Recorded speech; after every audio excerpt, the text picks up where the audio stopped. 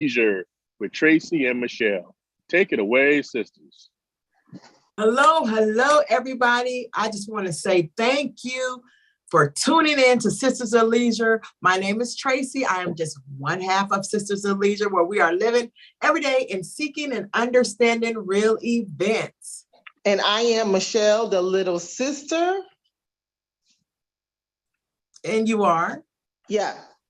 And so we don't have no sponsors or anything like that today. Absolutely not. Okay. You know what? But that's fine, because that gives us more time to talk to Chef Milton Brown. He is, y'all, in Fredericksburg, Virginia, and he owns 2 restaurants. We have JT's Bourbon Street Grill and J2's Restaurant and Lounge. And when I tell you guys, the food, the young man, Chef Brown, who creates these beautiful cuisines, who puts his heart and soul in his restaurants. It's just a pleasure to have you on Sisters of Leisure. How are you doing, Milton? I'm doing great. Like I said, it's a blessing to be here, and I thank you for the invite. Absolutely. So I just really want you to tell us a little bit about yourself and what made you get into the restaurant business. Well, myself, I'm just turned 36 actually. I had a birthday about a week or two ago. I kind of grew up out here, went to high school, middle school, elementary school out here and everything like that in Fredericksburg, Virginia. And I would say what got me into, a little more about myself. I also went to culinary school up the road a little bit at Strayer University. So that's where I got my culinary from. But yeah, so what got me into the restaurant business is just a love for food, really, just a love for cooking and everything like that. I got a big family and we tend to do a lot of events together. So, that it was always based around food and stuff like that. So I've always kind of had a hand in it.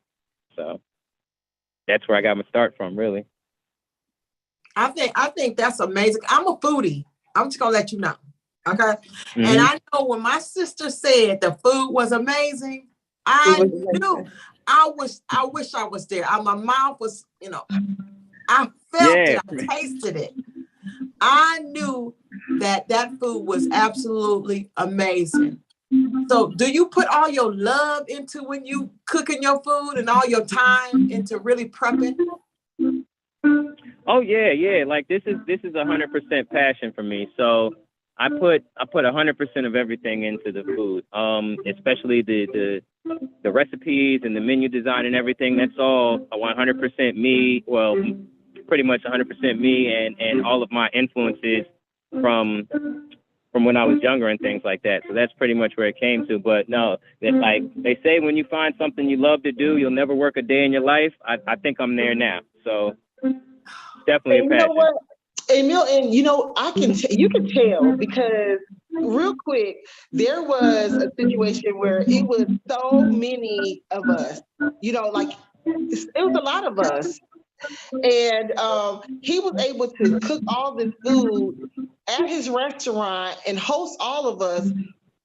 I don't know how much help he had back there, but maybe people not a lot.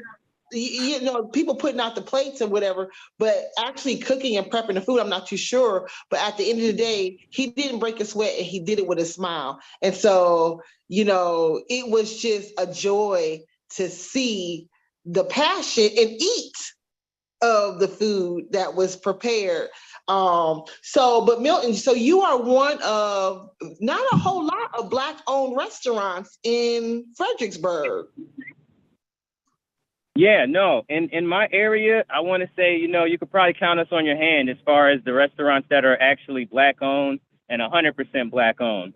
So, I'm not gonna. I can't actually put an exact number on it, but it's definitely, you can count it on one hand.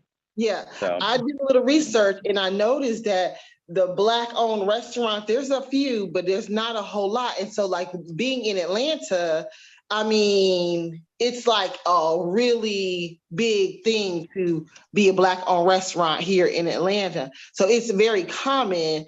And so being a Black-owned restaurant, do you find that it's difficult, or how does it go to be a Black-owned restaurant in your area?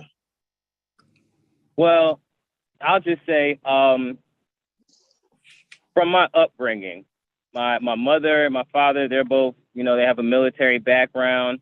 And from there, my grandmother and everything, they had some ties to like Malcolm X and Muhammad Ali and things like that, the Muslim movement up when that was coming up. So all of that took a lot of, determination and things like that to be a part of it. So that's pretty much where that comes from. And I would say it's not for the faint of heart.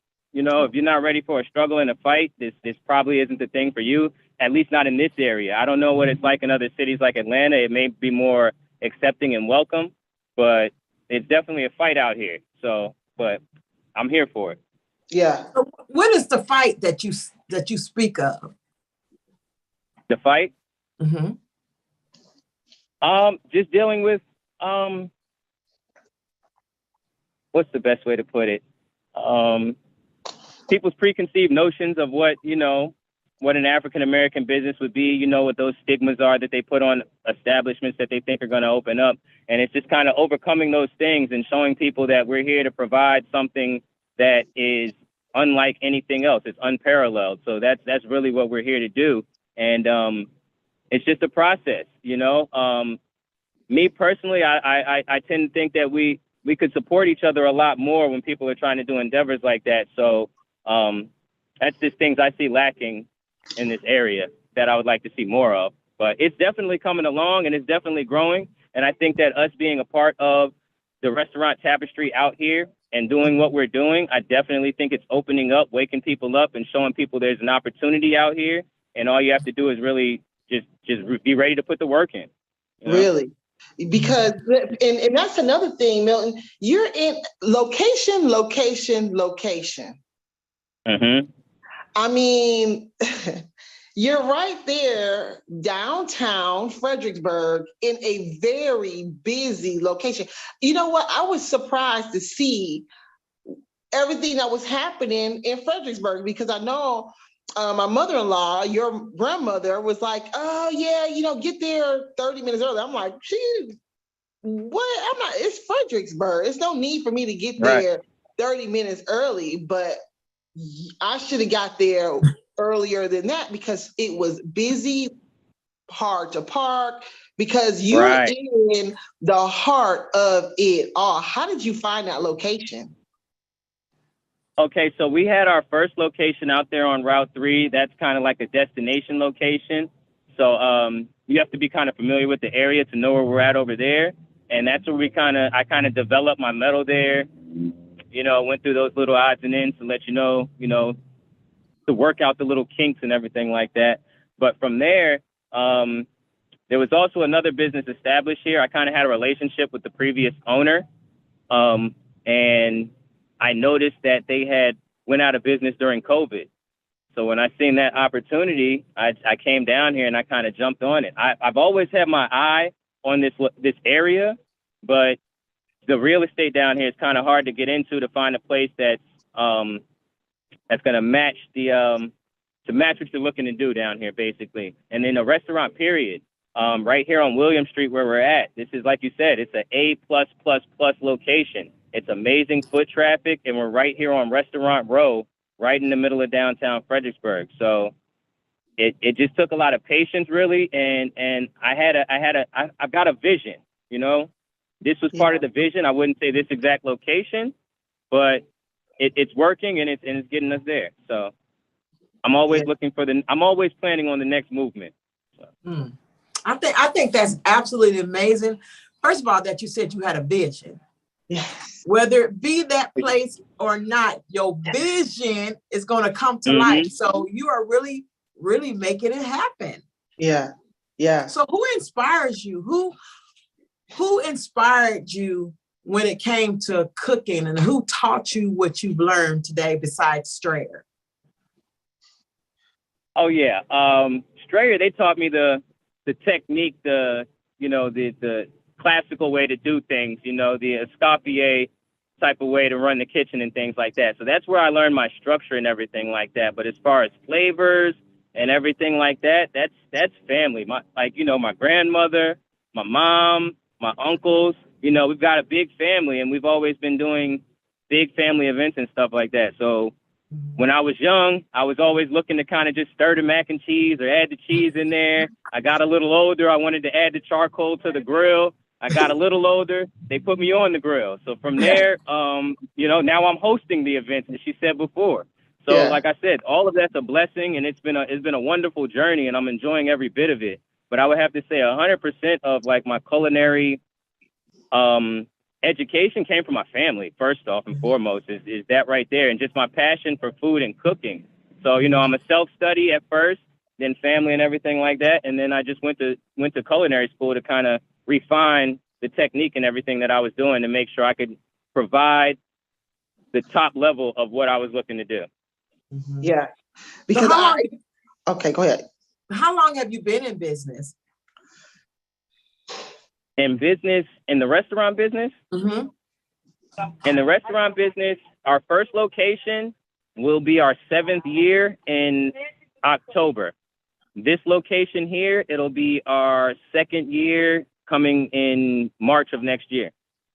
Wow. So you are seasoned in your business, right. And I am so happy for you and proud of you. Yes. Because you are really doing whatever it is that you need to do to elevate, So that's amazing. It is.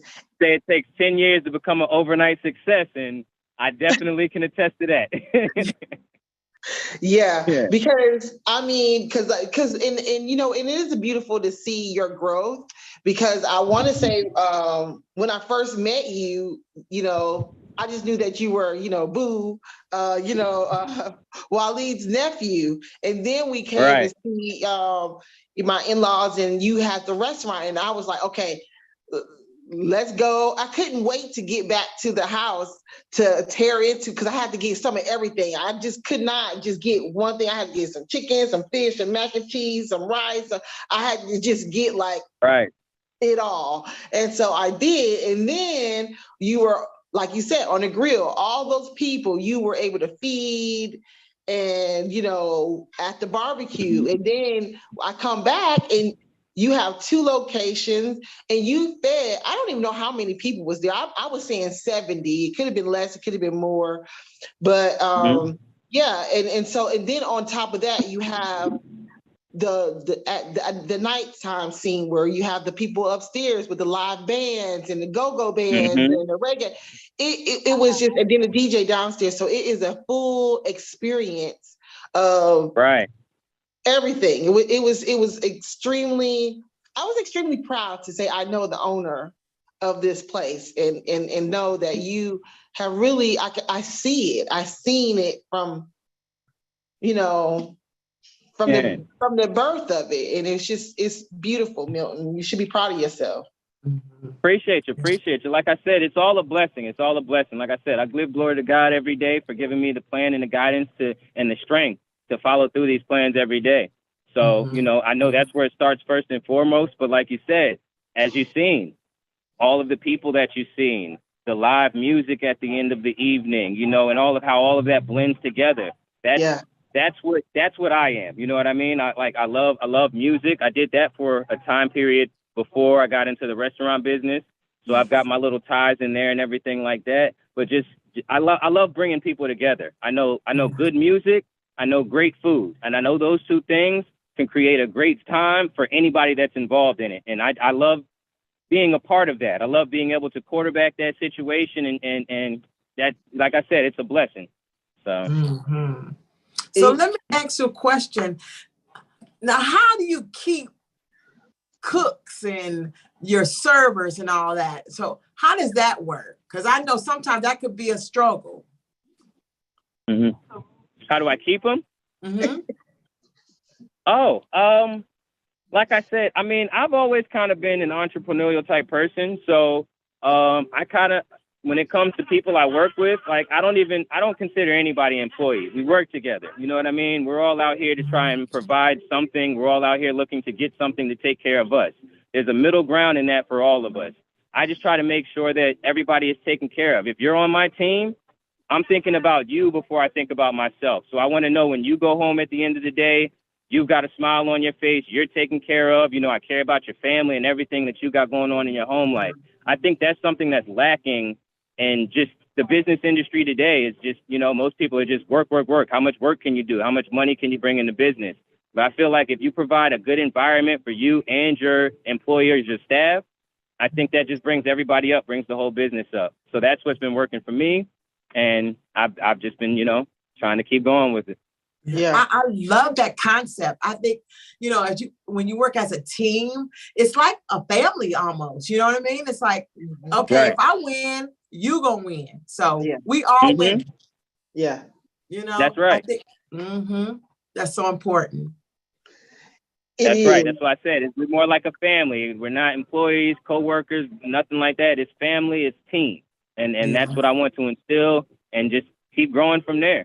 And I feel like if you've got a strong team, the sky's the limit. Yeah.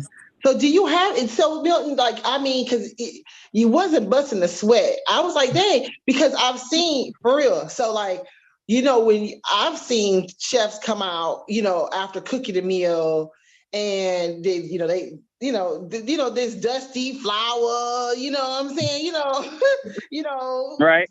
Sweating and just kind of whatever. So, but I looked at Milton and I was like, you cool as a cucumber. Like black shirt, no dust on it, no flour. And I know he was about to cook because my crab legs and everything was hot. You know what I'm saying? So like, I was like, how do you do this and keep a cool head? Because I used to work in a restaurant business. I know that the back of the house can be crazy. So are you teaching someone underneath you, or are you just out there by yourself in that kitchen doing it all? So I have some hands that help me out in the kitchen and things like that. But I'm the lead, head chef, whatever, the lead cook most of the time. And it's not because of anything else. And that's what I think I think that, like I said, it's what I see lacking today is that people aren't putting the legwork behind the passion. You know what I mean? It's just they're looking to just kind of microwave everything. And that's not what we do here. Like I have a deep passion for everything I'm doing, all the food I produce. Every item on the menu is like something from some part of my life that means something to me. So when I'm preparing that item, it's not, hey, I need a number 2. It's, oh, I'm cooking this and it takes me back to when this happened in my life and I need this experience. I need this experience for the person tasting it. It may not be the exact same, but that same love I get from that dish, I feel like that's what I want people to feel. So I have a couple of hands I'm teaching and bringing along with me, and they're doing amazing. So like I said, everything I do, I couldn't do it by myself. I don't want anybody to think I do any of this by myself. I got a strong team, and they definitely help out in the kitchen. Are you gonna expand? Do you think you can bring it to the ATL? I definitely think we can do that. Yeah. It's just all about, like I said, making sure we got the team in place that all feel that same passion and drive for excellence. That's all. That if you've got some people that are passionate and looking to provide an excellent experience, then I definitely think it's possible anywhere. Yeah.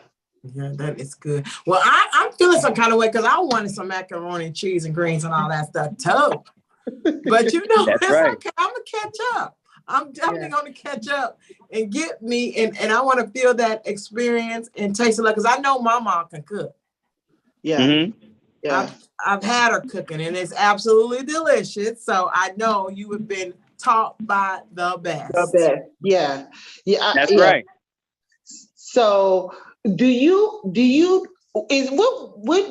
have you been through that you wish you would have knew before you started your restaurant business?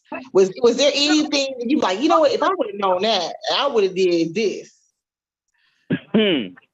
Oh yeah. Yeah. That list is long, man. So, from the start to being, 6 years going into 7 years, yeah, I could, we could do the rest of this time talking about things I wish I would have known then that I know now. But I would say patience. Be patient. I wish I would have known to be a lot more patient with some things, because just going into it, just running out the gate, you've got all these things in mind that you want to do. And that's pretty much with anything you do. You want to, you have your own notion of how this is going to go, where this needs to be, what that needs to be. And I've learned just taking the patience and let the situation kind of work itself out and then do things that make it work better for you. I think that's that's key right there, not trying to be so boxed in as far as your plans and everything like that. It has to be a fluid situation. As long as you can allow for the fluidity, I think, you can make some things happen. So I would definitely say the main thing I wish I would have known then that I would say I know now is patience and relationships. As far as like the other business industries that I work with and stuff like that, I've been able to develop a lot of business relationships. So patience and business relationships, I'd have to say those two. Yeah. I think that's a good, those two go good together. You know what I mean? Mm-hmm. You definitely got to be patient because sometimes things are not going to happen right then and there. But at the end of the day, you want to build good relationships with other business people because you never know, you might need them at some point on your journey. Yeah. Yeah. And lots of people. Go ahead. No, go ahead, Milton. Oh, no, I was just saying patience. Like I said, just doubling down on what she just said right there is, every day, every time at bat is not a home run. You know what I mean? Every time at bat is not a triple. So you got to have the patience and you got to have the mettle to withstand those little, that time that you struck out. But you're going to come up to bat, you still got a chance to win. So that's it. Patience. Yeah. Because I had to, you know what, and as a business owner myself, I had to realize, not everything is going to be what I believe is perfect. And so like this burning desire that lies in my heart that is here, that's within me, I have to just keep moving within that. Move towards that. Go towards that fire because it's not gonna lead us wrong. It's gonna keep us where we're supposed to be. It might be bumps. You might have to have a couple obstacles in the way, but those are just learning experiences that we all go through. My nephew told me one time, Auntie, trust the process. Trust the process and keep the process. You got to go through the process. So, Oh, yeah. The process is the process, and it's very necessary. And if you're not ready for the process, you're not ready for the success. You know what I mean? Like, you got to be down before you get up. Everybody, crawl before you walk. It's, they're cliche sayings, but there's truth in them. You know what I mean? So, yeah. And I just want to always say, the price is the price. Okay? But hold on. Today's price is not yesterday's price, right? Yeah. They're going up. Yeah. Exactly. So just because you came last week and the price was this, they might not be that in 2 weeks or a month from now, okay? I'm just saying. Don't be tripping. So That's what? Right. You know what? Okay, I just left the grocery store around 2 hours ago.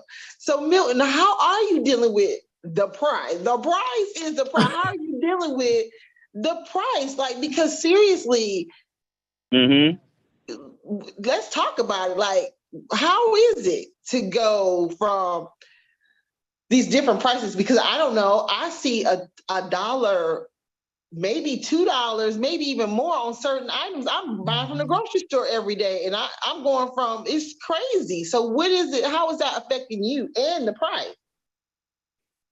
Oh, yeah. As far as the, like I said, if you talk to anybody in the restaurant industry, for the past couple of years since COVID and everything like that, it's been crazy as far as like prices, inventory, Some products you can't get, some products you can, and the prices are astronomical.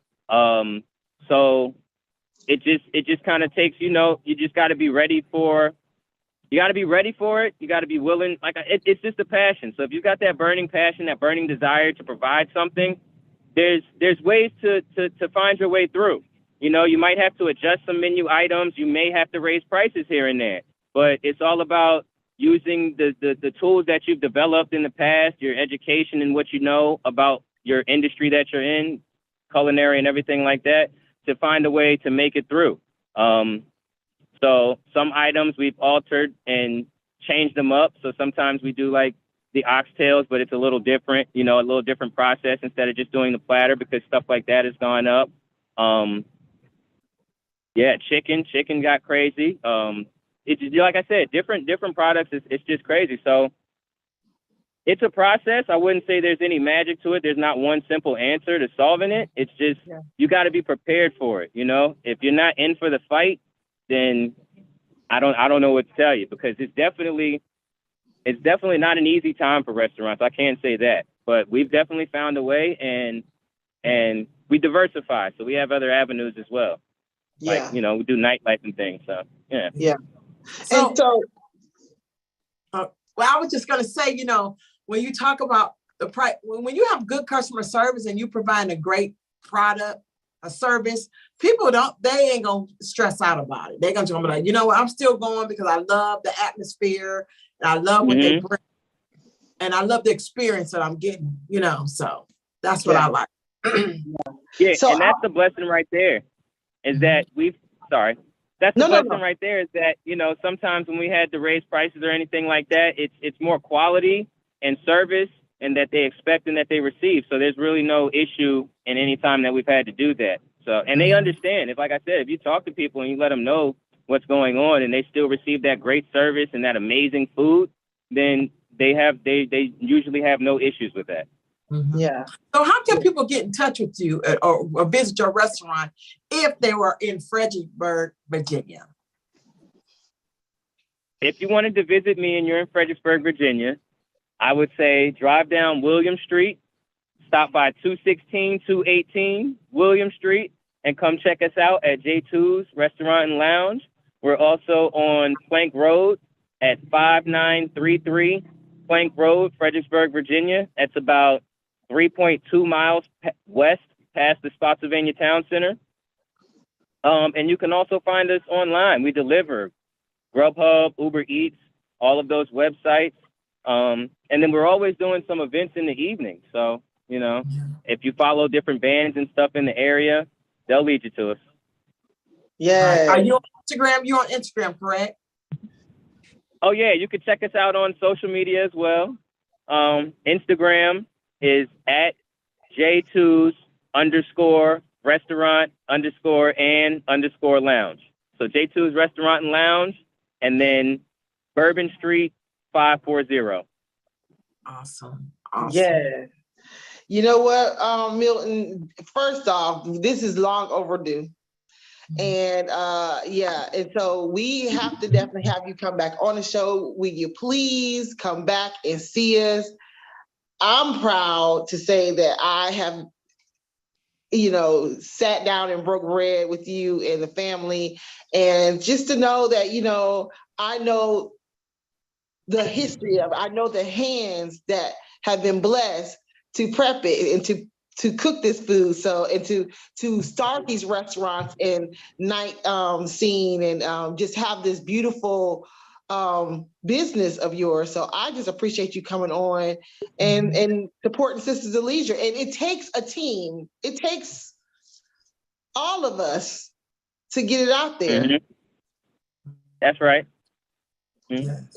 Definitely. Like I said, I'd love to come back anytime, and I appreciate the opportunity again. Like it's, this is all new to me, so I'm a little, but I definitely appreciate it and I'm enjoying it. Like I said, I love what I'm doing. So anytime I can spread that out, I'll jump at it.